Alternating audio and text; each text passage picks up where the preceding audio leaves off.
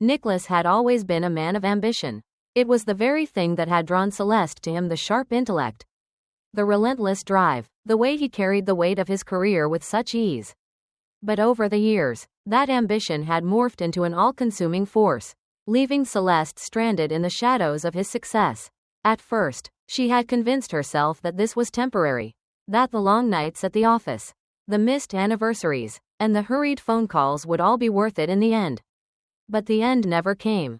Their conversations had become mechanical, stripped of warmth and familiarity, reduced to logistical exchanges about bills, schedules, and household responsibilities. When Nicholas did come home, exhaustion clung to him like a second skin, his attention divided between unread emails and the ever-growing demands of his career.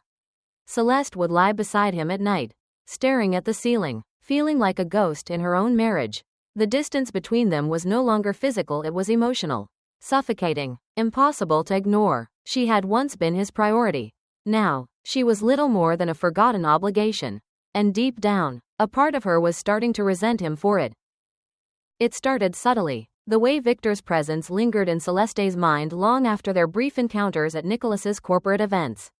He was magnetic, a man who commanded attention without demanding it, unlike Nicholas, who was always buried in his phone or lost in his own world. Victor was present, keenly aware of his surroundings, of the people around him, of her. Their interactions were harmless at first, just polite exchanges over champagne and carefully curated canapés. But then came the moments that made her pulse quicken. A glance held a second too long. The way his hand brushed hers when passing a drink, the way he leaned in just slightly when he spoke, as if their conversations were meant for no one but them. Celeste had told herself it was nothing, that the thrill she felt in Victor's presence was just a symptom of her loneliness, a reaction to the neglect she had endured for so long. But deep down, she knew better. Victor saw her. He listened. He made her feel something she hadn't felt in years. Wanted. And though she knew she was treading on dangerous ground, she didn't step away. She stayed, lingering in the intoxicating space between curiosity and temptation. The first real temptation came one evening at a company gala, an event Celeste had attended more out of obligation than enthusiasm. Nicholas had been preoccupied as usual, locked in a conversation with board members about market projections and acquisitions.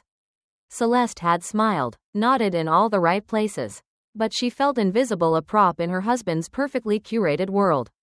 That was when Victor appeared beside her, his presence both effortless and commanding. "Enjoying yourself?" he asked, his voice smooth, laced with amusement. She turned to him, instantly aware of how close he was. "As much as one can enjoy standing in a room full of people who barely know I exist." Victor chuckled, low and knowing. "Then they must be blind." His words sent a thrill down her spine. She told herself it was harmless, the way he leaned in slightly, the way his eyes lingered on her lips before flicking back to her gaze. But she knew better. When Nicholas finally turned to acknowledge her presence an hour later, Celeste barely heard his voice. All she could think about was Victor's hand brushing against hers as he took her empty champagne glass, his touch searing through her skin like a brand. Celeste told herself she was imagining things, that Victor's attention was nothing more than harmless charm, the kind he extended to everyone. But when his text appeared on her phone late that night, her heart lurched. "Couldn't help but notice you looked distracted tonight. Hope Nicholas realized how stunning you were." She stared at the message, pulse quickening. It was just a compliment, wasn't it? A friendly remark. Yet, as she lay in bed beside Nicholas, who had fallen asleep within minutes, as he always did, she felt more awake than she had in months. Her fingers hovered over the screen. She could ignore it, let it go, pretend it meant nothing, but instead, she typed back, "I think he was too busy closing another deal to notice." Victor's reply was almost instant. "Pity. Some things deserve undivided attention." A rush of something dangerous filled her veins. She turned onto her side, staring at the man who was supposed to be her world. Nicholas, predictable and steady, the man she had vowed to love forever. And yet, in the darkness, all she could think about was someone else, a man who saw her, even when she wasn't trying to be seen. Celeste had always believed there were lines she would never cross. But with Victor, the boundaries blurred so effortlessly that she barely realized when she stepped over them.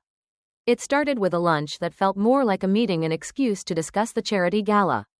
A perfectly reasonable explanation, but when he reserved a secluded table at a restaurant draped in warm candlelight and soft music, she knew this wasn't business. He listened intently, eyes locked on hers as she spoke, making her feel like the most captivating woman in the room. When she admitted how Nicholas barely noticed her anymore, Victor leaned in, his voice smooth and knowing. "A woman like you should never feel invisible." The words sent a shiver down her spine. They lingered in the space between them, thick with unspoken intent. Celeste knew she should leave, should remind herself of the life she had waiting at home. But she didn't move, not when Victor reached across the table, his fingers brushing against hers, not when she felt the pull of something reckless, something thrilling. For the first time in years, Celeste felt alive, and that, more than anything, was what terrified her the most. The affair had started as a whisper, a stolen glance, a fleeting touch, an innocent conversation that lingered too long. But now, it was a wildfire consuming everything in its path. Celeste couldn't tell if she felt more exhilarated or terrified.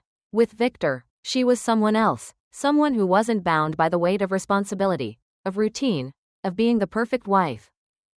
Their secret rendezvous became the highlight of her days.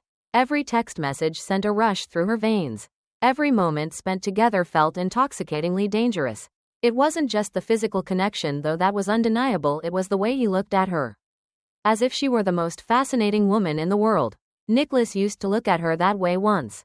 But now, he barely noticed when she walked into the room. She knew she was playing with fire, that the walls of secrecy were closing in around her. But she couldn't stop, not when Victor made her feel seen, not when she had already gone too far to turn back. And so, she let herself fall deeper, blind to the inevitable consequences, blind to the storm waiting to crash into everything she thought she could control. The night Nicholas discovered the truth, the world as he knew it shattered. The evidence was undeniable: photographs, text messages, receipts for hotel rooms he had never visited. His stomach twisted as he stared at the incriminating proof laid out before him. Each piece a cruel confirmation of what his gut had been whispering for weeks. He had ignored the signs: the sudden distance in Celeste's eyes, the way she flinched when he touched her, the way her phone was always just out of reach. A slow, simmering rage built inside him. But beneath it, a deeper, sharper pain took hold. She had been the center of his world, the woman he had sacrificed for, worked late nights for, built a future with, and yet, while he had been too busy securing their life together, she had been tearing it apart in the arms of another man, his boss. No less. His hands trembled as he picked up the envelope of damning photographs one last time. He could storm into their home and confront her, demand to know why, but would any answer be enough? Could she give him a reason that didn't rip apart what little remained of his already fractured heart?